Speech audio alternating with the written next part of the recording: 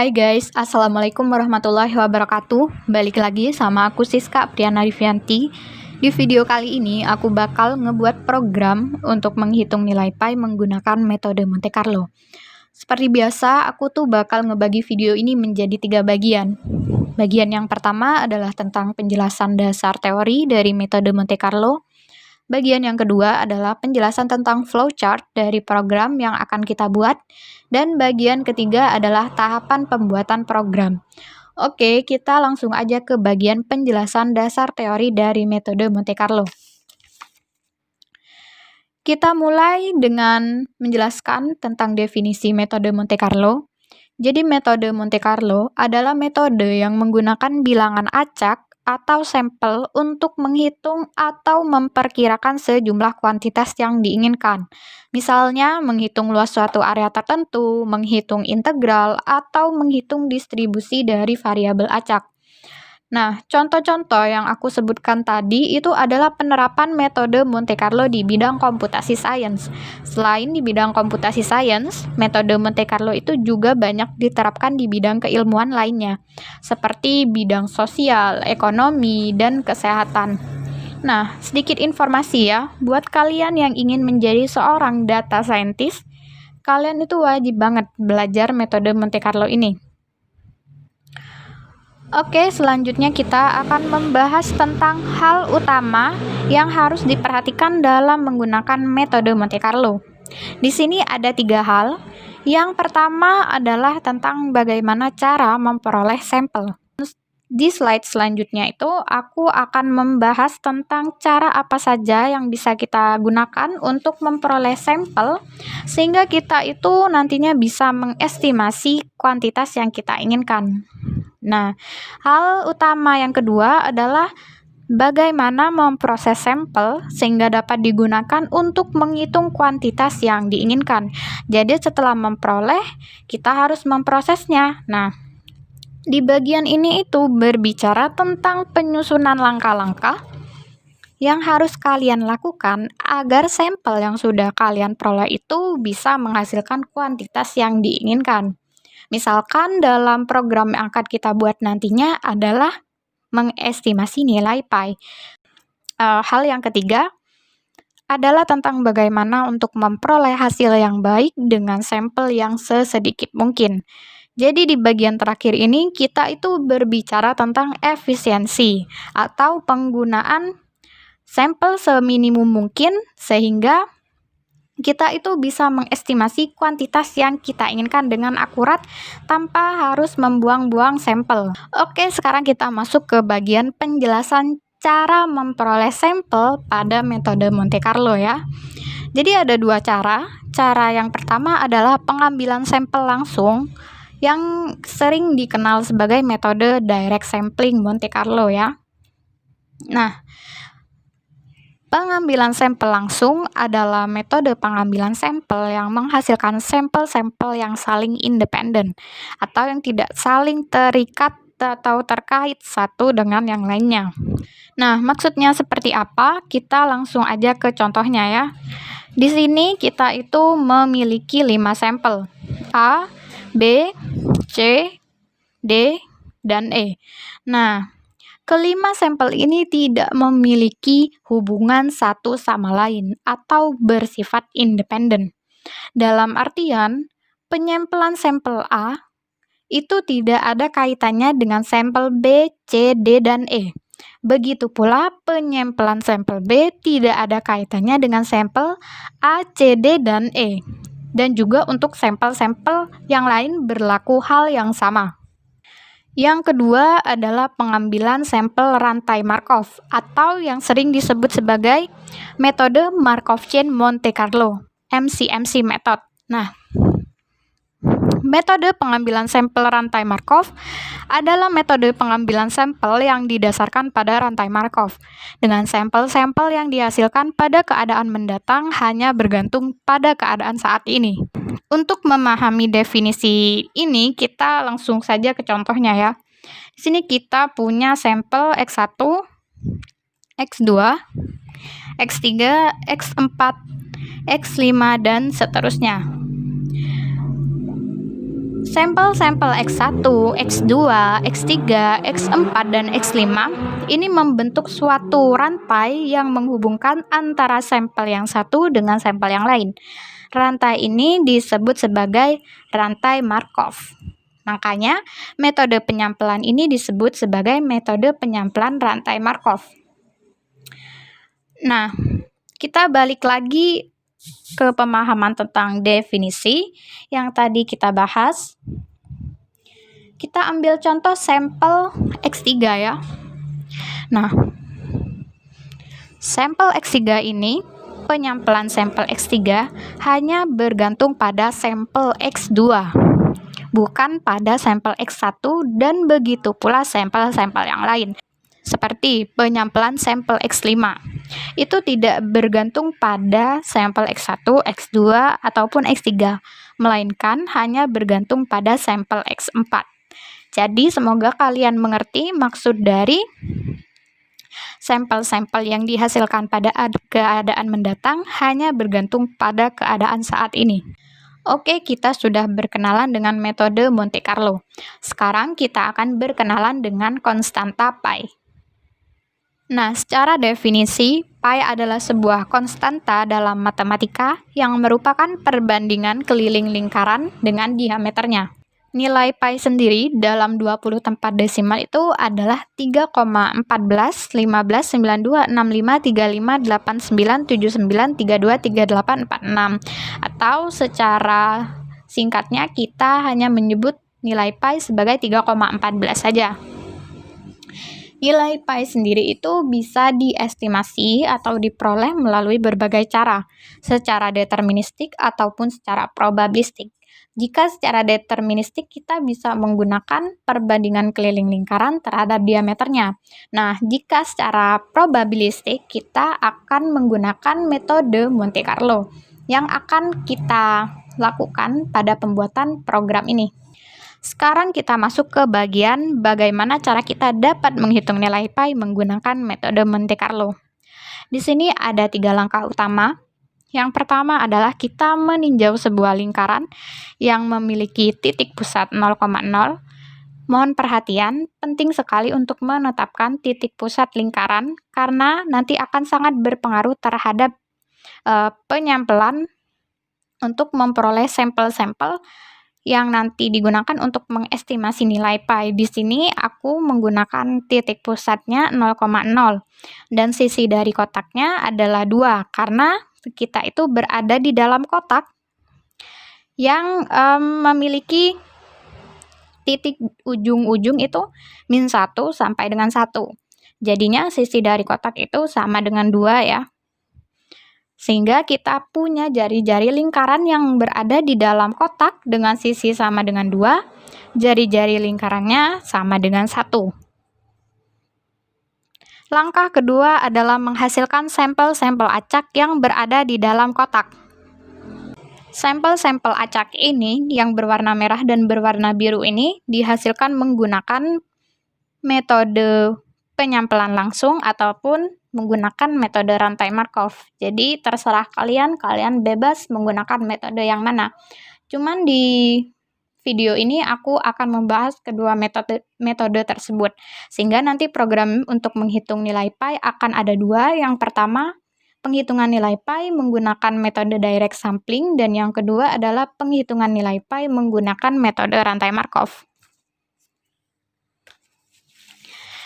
Nah, selanjutnya kita akan mengestimasi nilai pi melalui perbandingan antara jumlah sampel acak di dalam lingkaran terhadap jumlah sampel acak di dalam kotak ya. Nanti kita akan menggunakan suatu perbandingan di mana luas lingkaran terhadap luas kotak itu sama dengan perbandingan antara jumlah sampel yang berada di dalam lingkaran dibandingkan dengan jumlah sampel yang berada di dalam kotak. Jadi keseluruhan, termasuk yang berada di dalam lingkaran. Nah, karena kita tahu bahwa luas lingkaran itu sama dengan πr kuadrat, dan luas kotak sama dengan 4R kuadrat, karena 2R dikali 2R sama dengan 4R kuadrat ya. Maka kita di sini bisa memperoleh nilai pi sama dengan 4 dikali jumlah sampel yang berada di dalam lingkaran dibandingkan dengan jumlah sampel yang berada di dalam kotak. Di sini kita singkat N lingkaran sama dengan NL dan N kotak sama dengan NK ya, menjadi lebih sederhana. Sehingga kita peroleh estimasi nilai pi menggunakan metode Monte Carlo sama dengan 4 dikali jumlah sampel yang berada di dalam lingkaran NL dibanding dengan jumlah sampel yang berada di dalam kotak NK. Oke, semoga kalian paham tentang penjelasanku tadi. Dan jika ada yang ingin ditanyakan, kalian bisa komen di bawah. Sekarang kita lanjut ke pembahasan flowchart. Nah, oke, kita sekarang langsung saja ya membahas tentang flowchart untuk program mengestimasi nilai pi menggunakan metode Monte Carlo. Sini kita punya dua flowchart. Yang pertama adalah untuk pengestimasian nilai pi menggunakan metode Monte Carlo penyampelan langsung atau direct sampling, dan yang kedua adalah flowchart pengestimasian nilai pi menggunakan metode Monte Carlo penyampelan rantai Markov atau Markov chain Monte Carlo. Kita langsung aja ke metode yang pertama, yaitu metode penyampelan langsung. Kita mulai di sini, kita masukkan inputnya. Inputnya itu yang pertama adalah jari-jari lingkaran sama dengan 1. Jumlah dari sampel awal yang berada di dalam kotak sama dengan 0. Jumlah sampel awal yang berada di dalam lingkaran juga sama dengan 0. Dan jumlah sampel awal yang kita hasilkan keseluruhan juga sama dengan 0. Nah, di sini di tahap kondisional kita itu menetapkan N sama dengan 10.000. Artinya apa? Bahwa di sini kita akan menghasilkan sampel sebanyak 10.000 untuk nantinya mengestimasi nilai pi. Jadi, jika sampel yang kita hasilkan sudah 10.000, maka kita nanti akan mengestimasi nilai pi, dan jika sampel yang kita hasilkan belum mencapai 10.000, maka kita harus menghasilkan sampel lagi sampai mencapai 10.000. Kita tahu bahwa sampel yang kita hasilkan merupakan titik-titik koordinat yang nanti akan menyebar di dalam kotak. Nah, titik-titik koordinat itu kan X, Y. X untuk sumbu horizontal dan Y untuk sumbu vertikal ya. Dan rentang nilai X sendiri itu dari -1 sampai 1. Sedangkan rentang nilai Y juga dari -1 sampai 1. Nah, di sini untuk kita menghasilkan titik-titik koordinat, karena titik-titik koordinatnya itu adalah random, secara random kita perolehnya, maka di sini kita menyampel untuk masing-masing sumbu, yaitu X dan Y secara terpisah, nilai randomnya dari -1 sampai 1 untuk X, dan untuk Y juga nilai randomnya dari -1 sampai 1. Sehingga nanti kita akan peroleh titik koordinat hasil penyampelan ini, yaitu titik X, Y ya. Misalkan di sini kita peroleh hasilnya untuk titik X 0,2 dan untuk titik Y juga misalkan -0,5, berarti dia ada di sekitaran sini ya. Untuk X-nya 0,2 dan Y-nya -0,5. Nah, karena penyampelan X dan Y dalam rentang -1 sampai 1, jadi otomatis titik koordinat atau titik sampel yang kita hasilkan pasti berada di dalam kotak. Maka secara langsung bisa kita katakan bahwa jumlah sampel yang berada di dalam kotak akan bertambah 1. Begitu juga jumlah sampel yang kita hasilkan otomatis juga bertambah 1. Sebenarnya kita untuk lebih efektifnya itu tidak usah menggunakan N sama dengan N plus 1, karena hasilnya ini pasti sama dengan NK sama dengan NK plus 1. Tapi untuk lebih membuat kalian paham, kalian boleh saja ya menggunakan tambahan N sama dengan N plus 1. Nah, selanjutnya kita itu akan bertanya apakah sampel yang sudah kita hasilkan tadi, yaitu titik koordinat X, Y, itu apakah berada di dalam lingkaran atau tidak. Nah, menggunakan kondisi ini, ya, apakah X kuadrat ditambah Y kuadrat kurang dari R kuadrat. Nah, kenapa menggunakan kondisi ini gitu. Soalnya kita tahu bahwa misalkan di sini kita punya lingkarannya dengan pusat 0,0. Nah, di sini ya, kita itu bisa menghitung jari-jari dari lingkaran atau menghitung jarak antara titik 0,0 ke titik x, y itu menggunakan rumus ini.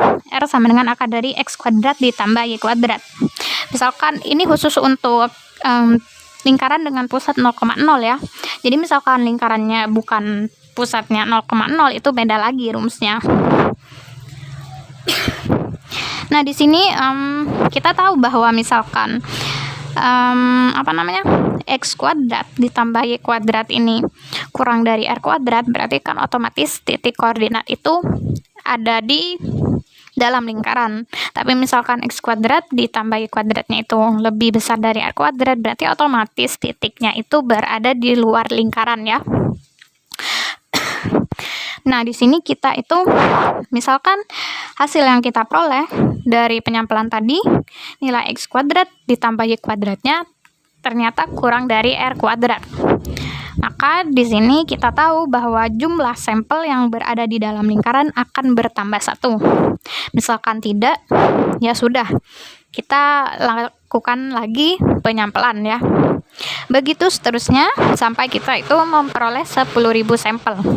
Sehingga nanti kita bisa mengestimasi nilai pi menggunakan rumus 4 dikali jumlah sampel yang berada di dalam lingkaran dibandingkan dengan jumlah sampel yang berada di dalam kotak.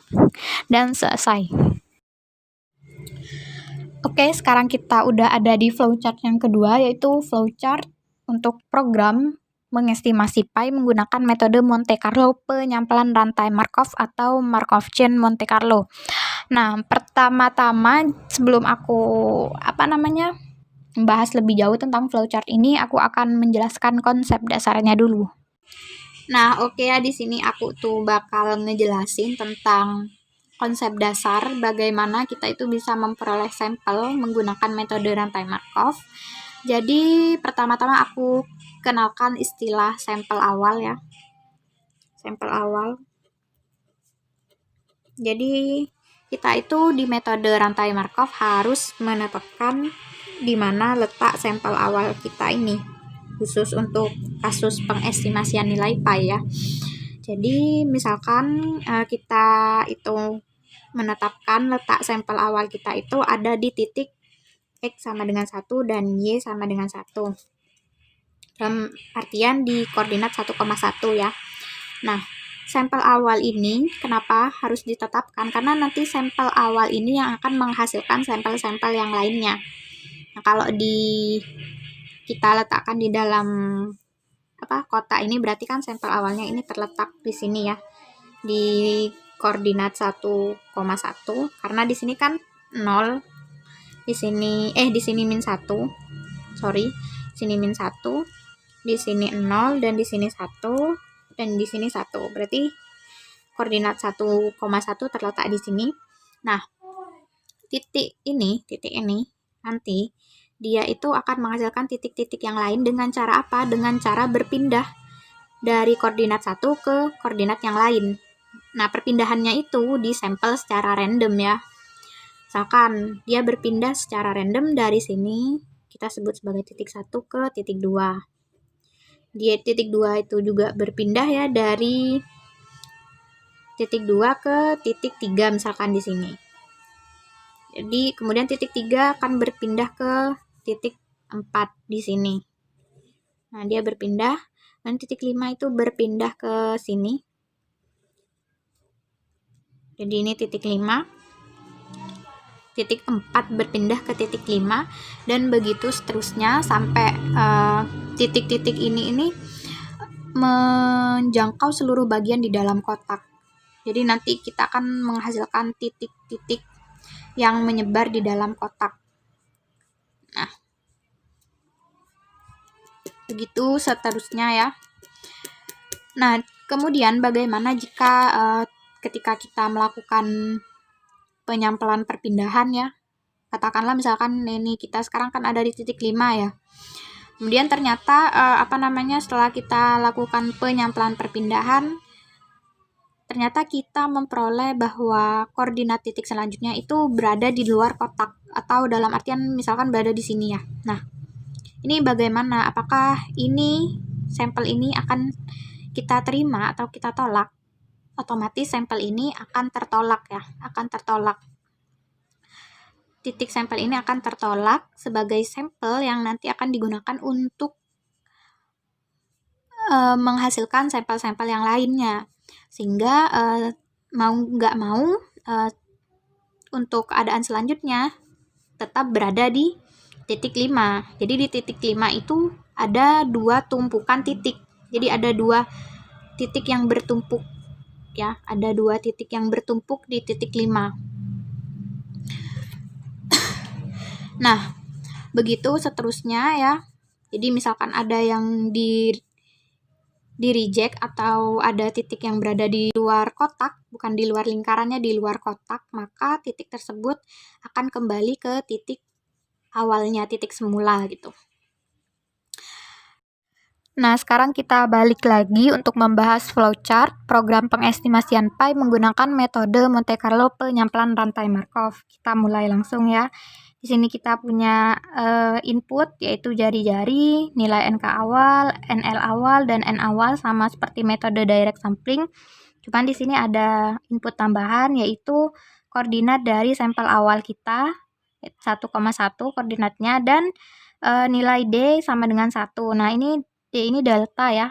Jadi D ini adalah nilai mutlak dari perpindahan yang bisa kita lakukan. Jadi seberapa jauh kita bisa berpindah dari titik 1 ke titik yang lainnya untuk sumbu X ataupun untuk sumbu Y, itu paling jauhnya nilai mutlaknya sama dengan 1. Jadi bisa saja ya nilainya itu min 1 karena ini mutlak. Nah, kemudian selanjutnya kita itu menetapkan ya berapa jumlah sampel yang akan kita buat. Di sini kan kita menetapkannya sama dengan 10.000 sama seperti metode direct sampling. Jadi misalkan sudah mencapai 10.000 sampel yang kita buat, maka kita baru mengestimasi nilai pi. Nah, misalkan belum mencapai 10.000, maka kita harus membuat sampel lagi sampai sampelnya mencapai 10.000. Nah, untuk membuat sampel ya seperti yang sudah saya jelaskan di pembahasan sebelumnya, kita itu pertama-tama itu harus mensampel perpindahannya masing-masing, perpindahan untuk sumbu X ataupun untuk perpindahan di sumbu Y dengan cara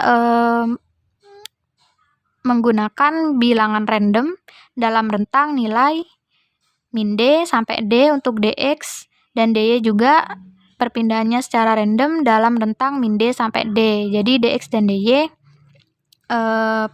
perpindahannya itu bisa berapa aja, yang penting dalam rentang min 1 sampai 1 berarti ya, karena nilai D-nya sama dengan 1. Nah, kemudian berarti kita akan mempunyai yang namanya koordinat baru atau sampel baru yang di sini kita sebut sebagai sampel proposal. Kenapa proposal? Karena belum tentu sampel ini berada di dalam kotak. Jadi bisa aja sampel ini berada di luar kotak. Nah, di sini secara tidak langsung kan kita bisa menentukan rumus dari sampel proposal itu adalah sampel lama ditambah dengan DX sebagai perpindahannya ya. Untuk sumbu X, kalau untuk sumbu Y ditambah DY berarti, sehingga kita peroleh sampel proposal X underscore P, Y underscore P itu merupakan titik koordinat sampel proposal. Nah, secara tidak langsung juga kita itu peroleh nilai dari sampel yang berada di dalam kotak itu akan bertambah ya. Entah sampel proposal yang kita ajukan itu diterima ataupun ditolak, tetap saja ya NK atau jumlah sampel yang berada di dalam kotak itu akan bertambah. Seperti yang sudah saya jelaskan tadi di pembahasan konsep dasar. Nah, selanjutnya di sini kita itu akan mengecek apakah sampel proposal yang kita ajukan itu diterima atau ditolak dengan cara membuat suatu kondisi. Di sini ada 2 kondisi. Yang pertama adalah apakah nilai mutlak dari X underscore P ini kurang dari 1.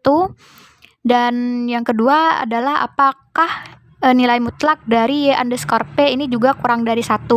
Nah, jika kedua hal ini diterima atau terpenuhi ya. Jika kedua hal ini terpenuhi, maka sampel proposal yang kita ajukan itu diterima. Tapi jika kedua hal ini tidak terpenuhi, maka sampel proposal yang kita ajukan itu ditolak, dan untuk nilai X selanjutnya itu akan sama dengan nilai X sebelumnya, dan nilai Y selanjutnya itu akan sama dengan nilai Y yang sebelumnya. Nah, tapi jika X underscore P dan Y underscore P ini diterima sebagai sampel proposal yang selanjutnya, maka nilai X baru itu akan sama dengan nilai X underscore proposal, dan nilai Y baru sama dengan Y underscore proposal. Nah, ini penting banget ya. Nah, selanjutnya ketika kita sudah memutuskan atau menentukan apakah sampel proposal yang kita ajukan itu diterima atau ditolak, maka kita selanjutnya menentukan apakah sampel tersebut berada di dalam lingkaran atau berada di luar lingkaran. Caranya sama ya, seperti metode direct sampling, yaitu jika X kuadrat ditambah Y kuadrat kurang dari R kuadrat, berarti sampel tersebut berada di dalam lingkaran. Jika tidak, maka sampel tersebut berada di luar lingkaran, dan kita lanjut ke proses selanjutnya. Nah, terus kita melakukan proses tersebut sampai kita itu memperoleh N sama dengan 10.000 gitu. Kalau udah N 10.000, berarti kita baru bisa mengestimasi nilai pi, yang nilai pi-nya sama dengan 4 dikali jumlah sampel yang berada di dalam lingkaran dibagi dengan jumlah sampel yang berada di dalam kotak. Akhirnya selesai. Jika ada yang tidak kalian pahami dari penjelasan flowchart tadi, entah itu di metode direct sampling ataupun metode rantai Markov, kalian bisa komen di bawah. Nah, selanjutnya kita langsung ke pembahasan tentang pembuatan program. Nah, sekarang kita sudah ada di tahapan pembuatan program untuk mengestimasi nilai pi. Yang pertama, kita akan membuat program pengestimasian nilai pi menggunakan metode direct sampling. Nah, kita langsung saja ya masukkan nilai inputnya. Jadi di sini nilai inputnya itu yang pertama adalah jari-jari dari lingkaran, yaitu 1.0, dan nilai awal sampel yang berada di dalam kotak 0, kemudian nilai awal sampel yang berada di dalam lingkaran, yaitu 0.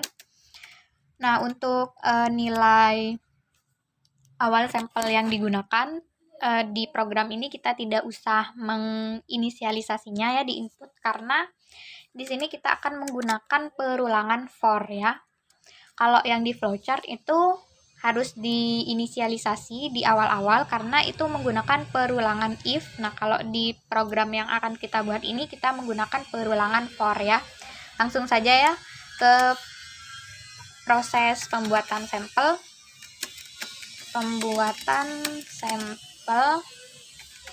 Nah, di sini pembuatan sampel berarti for i in range 10.000 ya, kita ingin membuat sampel sebanyak 10.000, kita akan menyampel titik koordinat. Nah, di sini untuk nilai X sendiri, karena nilai X dan Y itu merupakan bilangan random, maka kita mau tidak mau membutuhkan modul random ya, modul random. Kita import dulu modul random, import random untuk menghasilkan bilangan random ya. Kemudian kita lanjut ke X sama dengan kita ketik coding random titik uniform dalam rentang min 1.0 sampai 1.0. Nah, di sini nilai randomnya itu akan terdistribusi secara uniform, yang mana nilai randomnya itu dalam rentang min 1 sampai 1. Nilainya juga begitu ya, sama. Random titik uniform dalam kurung min 1.0 sampai 1.0. Nah, setelah itu kita menambahkan jumlah sampel yang berada di dalam kotak ya. NK plus 1 akan bertambah 1. Dan kemudian kita itu mengecek apakah sampel yang dihasilkan berada di dalam lingkaran ya. Jika iya, maka di sini kita langsung saja ya. If x kuadrat ditambah y kuadrat kurang dari r kuadrat. Jadi jika kondisi ini terpenuhi, maka sampel berada di dalam lingkaran. Tapi jika tidak, berarti kan berada di luar lingkaran ya, sehingga kita tidak perlu menggunakan conditional else ya. Jika kondisi x kuadrat tambah y kuadrat kurang dari r kuadrat terpenuhi, maka NL akan bertambah 1 ya, NL plus 1. Nah, sekarang kita sudah selesai membuat sampel. Selanjutnya kita harus memproses sampelnya ya. Memproses sampel. Nah, pemrosesan sampel sendiri berarti kita menghitung nilai pi ya. Nilai pi diperoleh dengan cara mengalikan 4 dengan jumlah sampel yang berada di dalam lingkaran NL dibagi dengan jumlah sampel yang berada di dalam kotak atau jumlah sampel keseluruhan ya. Nah, setelah itu kita print. Kita cek nilainya berapa, nilai pi yang kita peroleh menggunakan metode direct sampling Monte Carlo. Metode pi menggunakan metode direct sampling. Sini kita pakai pi. Nah, kita running ya, ini kita running. Dan di sini kita peroleh nilai 3,1332. Lumayan mendekati dengan nilai yang sebenarnya ya, sekitar 3,14 ya nilai sebenarnya. Kalau kita running lagi, maka kita otomatis akan memperoleh hasil yang berbeda lagi ya. Tapi cukup mendekati seharusnya. Nah, di sini berbeda lagi 3,1672, kita running lagi 3,1336 dan seterusnya ya. Tapi perubahannya itu masih dalam rentang yang mendekati atau tidak terlalu jauh ya. Perubahan hasil pi ini ya, karena ini kan metode acak, secara acak, jadi pasti hasilnya atau outputnya juga bukan suatu yang konstan gitu. Nah, kalau misalkan kita menambahkan lagi jumlah sampelnya, kalau di sini 10.000 ya, misalkan 100.000 ataupun semakin banyak, maka setiap kali kita merunning hasilnya juga sedikit perubahannya semakin kecil gitu, atau hasilnya itu mungkin akan konvergen, tidak berubah-ubah gitu. Nah, tapi buat di laptop saya pribadi, kalau kita merunningnya dalam rentang 100.000 itu atau 1 juta apalagi ya, itu akan memakan waktu yang lama. Jadi di sini saya cukup merunningnya dalam rentang sampel 10.000, karena ini udah lumayan bagus ya hasilnya, lumayan mendekati nilai pi sesungguhnya. Nah, misalkan kalian itu juga bisa ya menambahkan output tambahannya selain nilai pi-nya, kita juga tambahkan perbandingan nilai pi menggunakan metode direct sampling dengan nilai pi secara eksaknya ya, secara real. Jadi kita print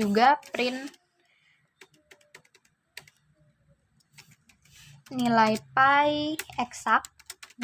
pi eksaknya atau analitiknya gitu ya. Itu sama dengan 3,14. Dan kita juga bisa cari error atau rentang kesalahan yang dihasilkan oleh metode direct sampling dalam pengestimasian nilai pi. Kita bisa juga tambahkan itu, jadi errornya itu sama dengan absolut dari pi dikurangi 3,14 dibagi dengan pi, dan kita kalikan 100 ya, 100, maka kita print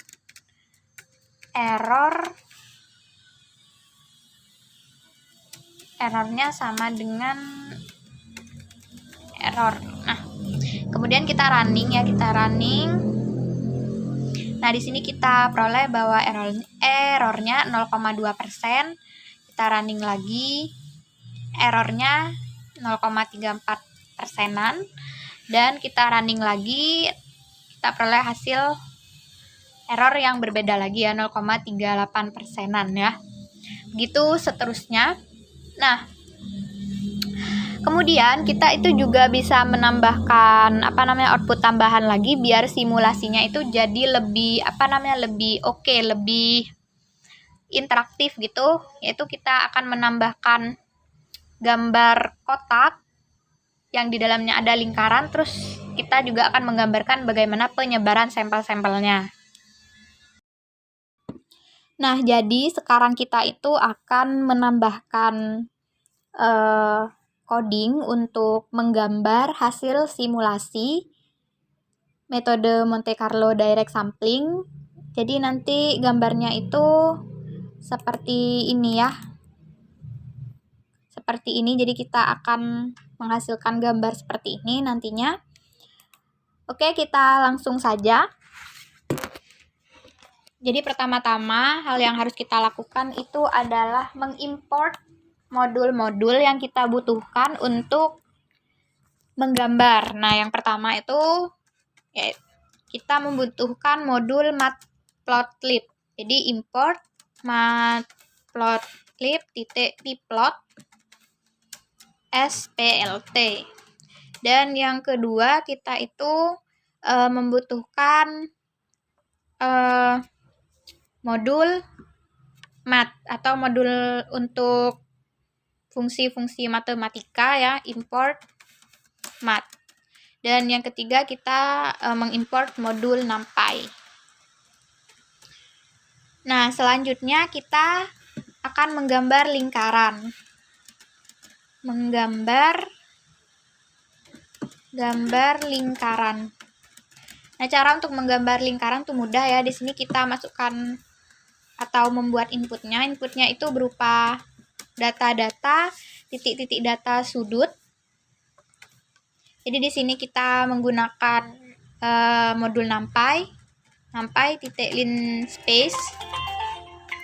Jadi kita menggunakan fungsi linspace yang ada di modul NumPy ya.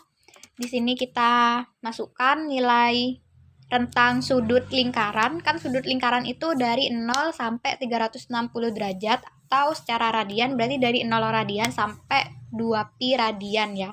Pi sendiri kan nilainya 3,14, berarti ini rentangnya dalam radian dari 0 sampai 6,28 ya. 28 di sini kita ingin membuat 100 data ya, 100 data. Dan kemudian kita itu akan menghasilkan titik-titik koordinat yang nantinya itu akan membentuk lingkaran. Nah, di sini kita sebut XL dan YL ya. XL sendiri berarti data yang berisi titik data untuk sumbu X yang diperoleh dengan cara R dikali mat titik cos key for key in sudut 1. Dan begitu juga yang Y. Kalau yang Y itu kita pakai sin ya. Pasti kalian semoga memahami ya maksudnya ini apa.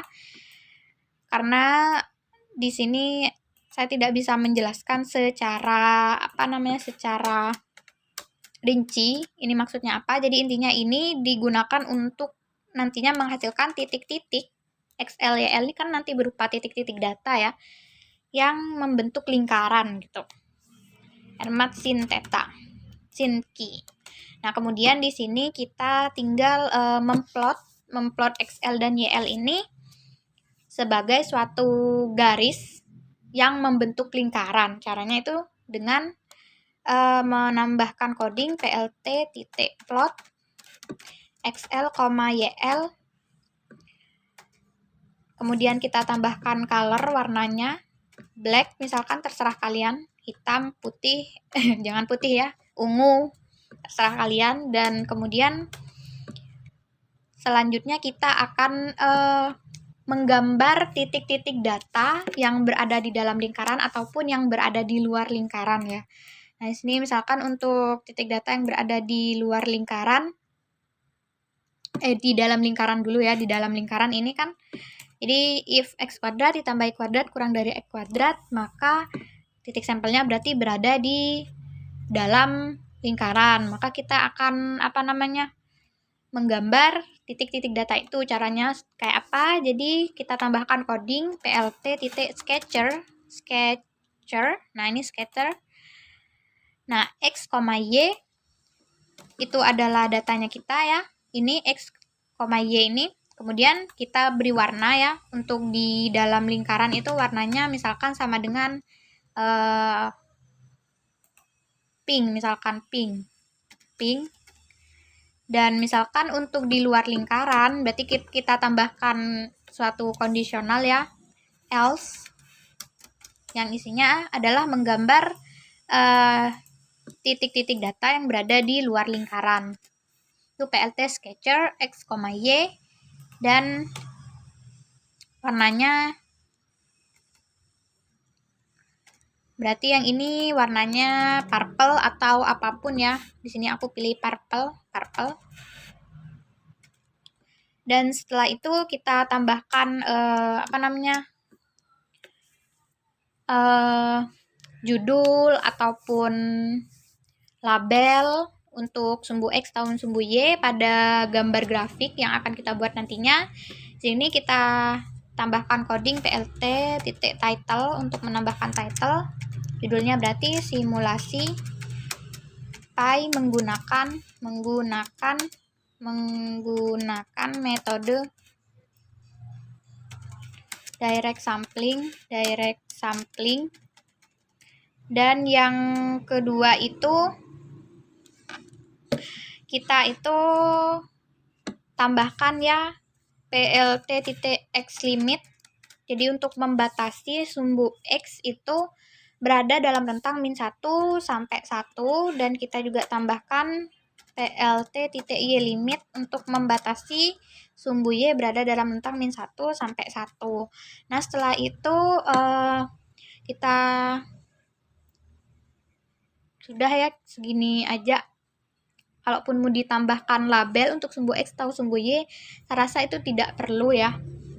Tapi kalau misalkan mau ditambahkan juga tidak apa-apa gitu. Tapi di kasus ini tidak perlu. Dan kemudian kalian itu juga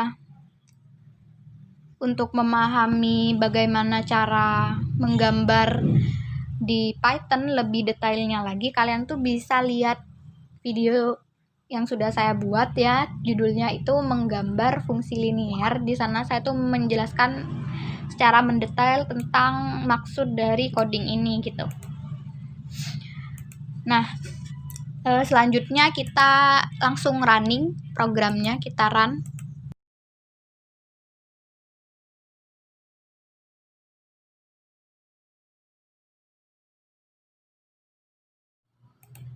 Nah, di sini kita sudah peroleh ya hasil simulasinya berupa nilai pi, kemudian error dari perhitungan pi menggunakan metode direct sampling, terus gambaran penyebaran sampelnya ya, gambaran penyebaran sampel yang berada di dalam lingkaran ataupun yang berada di luar lingkaran.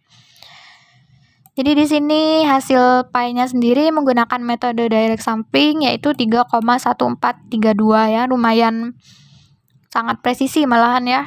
Errornya hanya sekitar 0,1%. Dan ini gambaran penyebaran sampelnya hampir melingkupi seluruh bagian dari kotak ini ya sampelnya. Nah, jadi segitu saja ya untuk metode direct sampling, dan kita langsung saja ke metode atau program yang kedua, yaitu program perhitungan pi menggunakan Markov chain Monte Carlo. Nah, sekarang kita akan membuat program yang kedua, yaitu program mengestimasi pi menggunakan metode Markov chain atau metode penyampelan rantai Markov. Nah, pertama-tama kita import dulu ya modulnya. Modul yang kita import adalah modul untuk menghasilkan bilangan random, yaitu codingnya import random. Dan yang kedua kita masukkan input ya. Nah, inputnya itu ada jari-jari dari lingkaran, kemudian jumlah sampel awal di dalam kotak, dan jumlah sampel awal di dalam lingkaran, kemudian koordinat dari sampel awal kita, yaitu di sini kita tetapin X sama dengan 1 dan Y sama dengan 1. Kemudian ada nilai D ya, 1 juga. Kemudian setelah itu kita membuat sampel dengan cara for I in range 10.000. Jadi di sini kita akan membuat 10.000 sampel. Setelah itu kita menyampel perpindahan untuk sumbu X ataupun sumbu Y ya secara acak. Sampel perpindahan dx sama dengan random titik uniform dalam rentang min d sampai d, kemudian dy sama dengan random titik uniform dalam rentang min d sampai d. Nah, setelah itu kita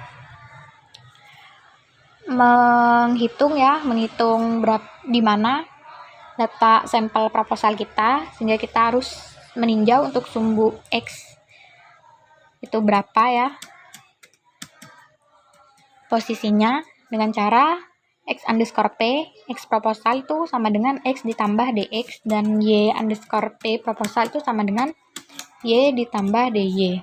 Nah, setelah itu kita menghitung jumlah sampel yang berada di dalam kotak ya, NK sama dengan NK plus 1. Nah, kemudian selanjutnya kita itu membuat kondisi untuk menetapkan apakah sampel proposal kita, yaitu X underscore P dan Y underscore P itu diterima sebagai sampel selanjutnya. Caranya kita itu membuat suatu kondisi, itu if absolut dari X underscore P itu kurang dari 1 and absolut dari Y underscore P itu juga kurang dari 1, maka X itu akan sama dengan X underscore P dan Y itu akan sama dengan Y underscore P. Dan juga selanjutnya kita akan menetapkan apakah sampel proposal yang sudah kita terima ini itu berada di dalam lingkaran atau berada di luar lingkaran, dengan cara membuat suatu kondisi if X kuadrat ditambah Y kuadrat apakah kurang dari R kuadrat. Nah, jika iya, maka NL sama dengan NL plus 1. Nah, selesai. Sekarang kita tinggal menghitung pi.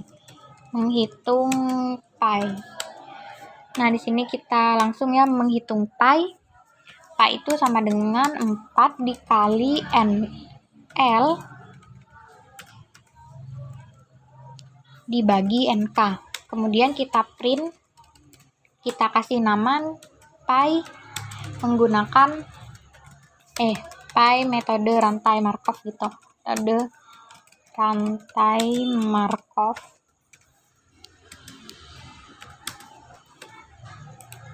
Setelah itu kita running. Dan kita dapat hasil 3,2192 ya. Sini kita running lagi, misalkan kita dapat hasil 3,2, kita running lagi, kita dapat hasil 3,137, lumayan mendekati ya. Ini juga hasil yang keempat 3,152 dan begitu seterusnya ya. Dan kemudian kita juga bisa menghitung nilai error yang kita peroleh ya. Jadi di sini kita misalkan kita print dulu ya nilai pi eksaknya, pi eksak sebagai pengetahuan aja kalau nilai pi eksaknya itu sama dengan 3,14, dan kemudian kita hitung nilai errornya sama dengan absolut dari pi dikurangi 3,14 dibagi pi kemudian dikali 100 dikali 100. Nah, setelah itu kita print nilai error itu sama dengan bukan sama dengan koma, error koma, kita tambahin coding persen. Jadi kita kasih satuan persen ya errornya. Kita running, nah kita peroleh hasil ini nih. Untuk running yang pertama hasilnya 3,18 pi-nya menggunakan metode rantai Markov dan errornya 1,2578616 bla bla bla persen ya. Dan wah, ini dapat nilai errornya 0 malahan nih. Wow. Dan selanjutnya kalian itu juga bisa menambahkan gambar persebaran sampel ya, seperti pada metode direct sampling. Ya, kalian tinggal copy aja ya coding untuk menggambar lingkarannya, kalian copy, kalian paste, kemudian kalian copy juga modul ini, matplotlib, math, dan numpy, kalian paste, dan kalian copy juga ini coding PLT sketcher. Di sini kan kita akan menggambar sampel yang berada di dalam lingkaran dan di luar ya. Di sini kan, maka dari itu kita itu taruh ya untuk yang berada di dalam lingkaran itu di bawahnya NL sama dengan NL plus 1. Di sini kita misalkan kasih warna orange, dan sini kita tambahkan conditional else, karena artinya bahwa kalau nggak di dalam lingkaran, dalam artian berarti di luar lingkaran, kita juga akan menggambar sampel X, Y yang warnanya itu brown, misalkan coklat. Nah, itu artinya. Dan kemudian kita copy juga ya perintilannya ini, title sama limit ini.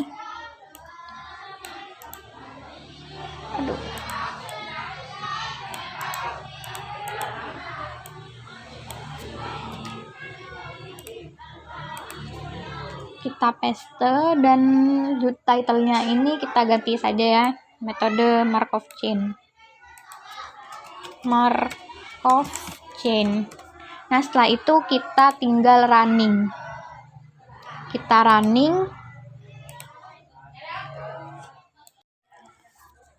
Nah, di sini tuh sudah muncul ya outputnya. Ini hasil simulasi menggunakan metode rantai Markov. Kita di sini dapat nilai pi 3,152, nilai pi eksaknya 3,14 ya. Dan kita peroleh errornya itu 0,38%. Nah, ini penyebaran sampelnya. Yang orange ini sampel yang berada di dalam lingkaran. Dan yang warna merah ini coklat ya, bukan merah, itu sampel yang berada di luar lingkaran. Nah, kalian nanti juga bisa ya men-save hasil simulasinya ini, penyebaran sampel ini, dengan cara klik kanan, kemudian pilih save, terus kalian simpan ya, PyMCMC. Sudah. Nah, kalian tuh juga bisa membandingkan ya, lebih presisi mana hasil antara metode rantai Markov sama metode direct sampling. Jadi sekian ya program pengestimasian nilai pi menggunakan metode direct sampling. Semoga bermanfaat, dan jangan lupa terus dukung channel aku ya, caranya subscribe dan like video ini, serta komen di bawah jika ada hal yang belum kalian pahami. Semoga videonya bermanfaat ya. Semoga kalian yang punya cita-cita menjadi seorang programmer ataupun seorang data scientist bisa terbantu dengan video aku ini, walaupun ilmu aku terbatas. Semoga bermanfaat buat kalian.